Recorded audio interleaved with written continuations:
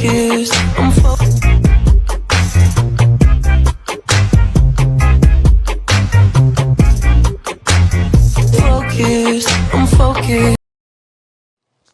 You wanted to talk about something, Mr. Taehyung? I asked him while praying to God that this isn't about my story. But by his serious expressions, I'm sure that I'll get fired on my very first day. I asked for you because I wanted to discuss about a case that you'll be handling. He sat and sighed before opening a file on his desktop, and my fear of being fired was long gone, and I was filled with enthusiasm about getting my first case in the company. I have been working on this project for a few months now, and when I did the first screening of the product, the Lenot technology sued us for the patent infringement. They are claiming that I stole an idea from their company, which is impossible because I'm the one who came with that idea. He said and looked at me seriously before continuing. I know that they are lying, but they have a patent on the product dated way back from the time I announced the product, which means he said and leaned back on his chair, making my heart feel weird, but I ignored the feeling and completed the sentence that he left trailing. Which means there is someone in the company who leaked the information of the product to Technologies and they were able to sign the patent before you could. I said and he nodded. That sounds challenging. Do we have all the information of the people who knew about your contract, who knew about your project during the period? Yes, you'll get all the information from the legal department and then you can proceed with the investigation. He said and I nodded. I could see by the determination in his eyes that this was really important for him. Got it. I'll start gathering all the relevant documents and proceedings right away. Do we have timeline for this? The sooner the better. This project is very valuable to me. That's why I gave it to you rather than to wait for the legal department to handle it on their own. Keep me updated on your progress and let me know if you need any assistance along the way. Will do, Mr. Taehyung. I'll make sure to give this case my full attention. I have full confidence in you, Miss Ryan, he concluded, and I took my leave. I was about to open the cabin to leave when I heard him from behind. And yeah, Miss Ryan, I wanted to tell you that I'm not a grumpy boss. I do care for my employees.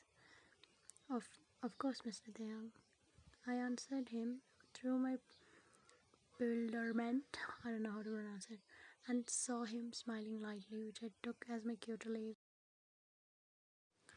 I was back in my department and I had to grab the documents Mr. Taeyang mentioned soon so that I can start working on the case. I went straight to our department. I had Mr. Johnson, who happens to have the files. May I come in, sir? I said after opening his cabin door because I have been knocking on his door from a minute now, but he didn't answer. The man sitting on the cabin chair lifted his head from his papers and looked ahead at me as if I was a document and he was a scanning machine. Come in, he said with a curt nod, and I entered his cabin. I haven't seen you here before. What is your post? He said in a dry voice, as if he was trying to scare me, and it was working just a little bit, because then I lifted my chin, trying to show my confidence, and answered him. I am the new appointed lawyer, Mr. Johnson, and I'm here to collect the files of Leonard's patent infringement case as per Mr. Taehyung's directions. I said, and he scoffed before getting up to grab a red file from his shelves. I don't know what Mr. Taeyong was thinking when he decided to give this case to a new girl. There are plenty of good male lawyers here who can do this job with accuracy. He was whispering with himself, but at the same time loud enough for me to hear. I don't think he intended me not to hear it because he was giving me the looks as if I was some useless piece of thing. I wanted to give him a reply to his shit thinking, but I don't want to make my first day more bad than it already is. I grabbed the file from him and left his cabin. I'm gonna give him an answer with my work rather than with my words. That piece of. No, I don't want to make my mood further sour. I was waiting for my cab outside my office when Mr. Taehyung's car stopped in front of me. I looked at it confused, and soon Taehyung opened the door, making me look at him. Was he offering me a ride back home?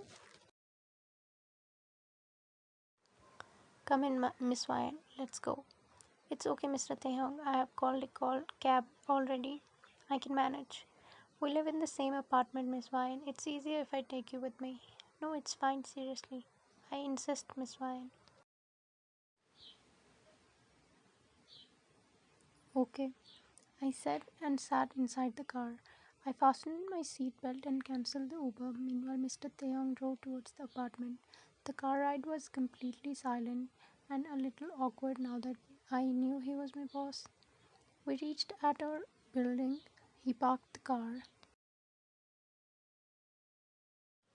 We reached inside our apartment without speaking a word. This was too much awkward. I needed to make the atmosphere lighter if I want to live here freely. Mr. Taeyong, I once again wanted to apologize for everything I did. Sorry, I didn't know you were who you were and I might have stepped on the line, so please. What are you exactly apologizing for, Miss Ryan? He asked, cutting me mid sentence, and I sighed before answering him. I barged in your room, did so much useless talk during the breakfast, and then thought throughout the way to the office. I'm so.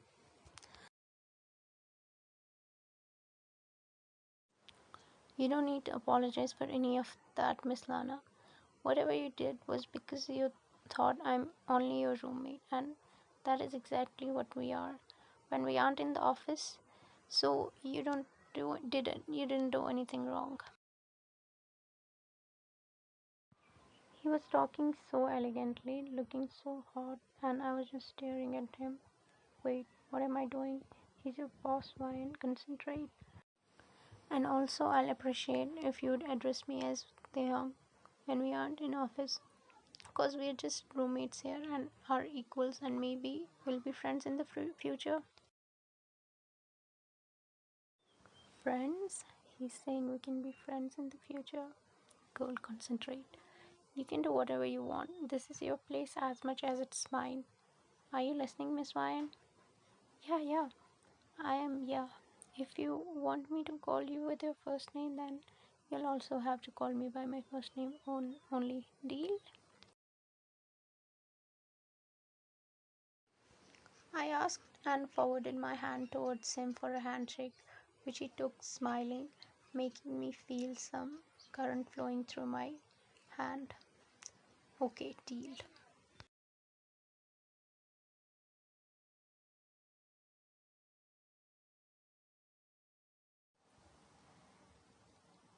Tehang, I'm okay. Don't worry about me. Go to your dad and tell him I'm stuck here. He'll help me. Baby, go. Tehang, no, mom. No, I'll not leave you. Tehang, listen to me. You'll get out of here now, and then you'll call your dad. She said, and the little boy nodded, while tears were falling from his eyes non-stop.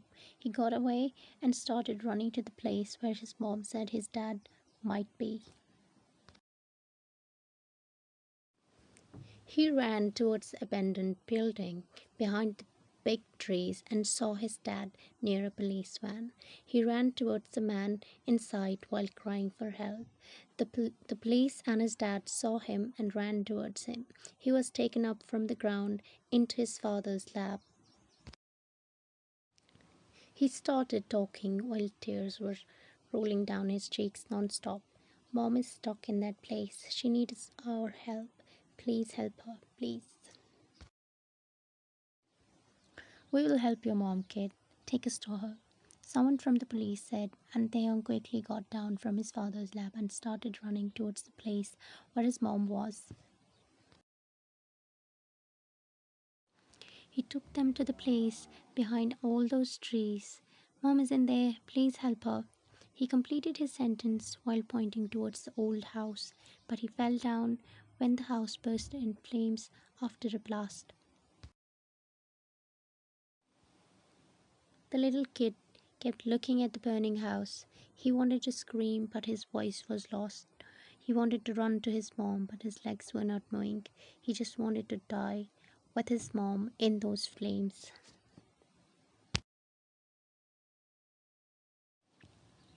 Taehyung, Taehyung, Taehyung, Taehyung POV. I got up from my sleep, drenched in sweat, gasping for air. I was not able to take my breath in. I wasn't able to focus on anything. I kept looking for something to focus on. That's when my eyes fell on the girl in front of me. Ryan. She was trying to tell me something. She was the same girl who brought me back to life when I wished for nothing but to go where my mom was, away from this world. Taeyang, look at me. Here, I'm here. Take deep breaths. Yeah, breathe for me, Taeyang. Come on, you're doing great. I kept following what the girl in front of me was telling me to do, and I started finding my breath again. I started focusing on nothing but her face, her angelic face, my angel's face. I was now able to breathe again, and once again, it was because of her. Are you alright? She asked, and I nodded.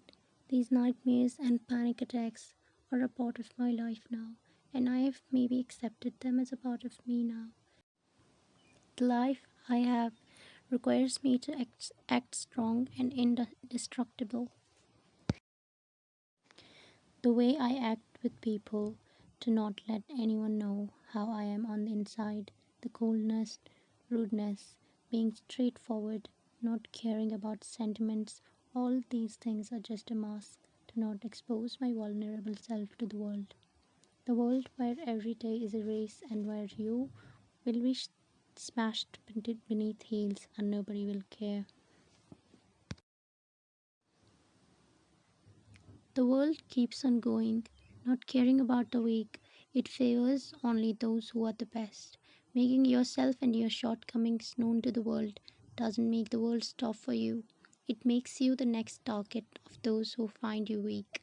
But just like the first time, once again, the girl in front of me is the one in front of whom my vulnerable self got exposed. Even though the thought of the world knowing about my shortcomings frightens me, the girl in front of me makes me want to pour my everything in front of her. I want to tell her how much she means to me, how she is the one for whom I'm living.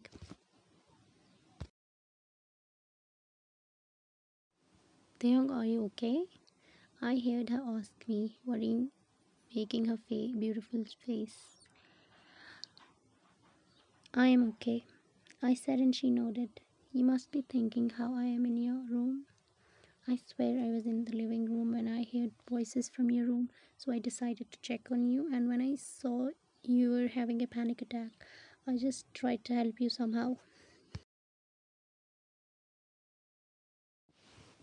It's okay. I don't mind you coming into my room.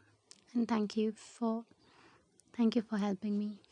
She was looking at me with so much interest, looking like a cute little ball, before answering me. No need to thank me. We're roommates. We should take care of each other.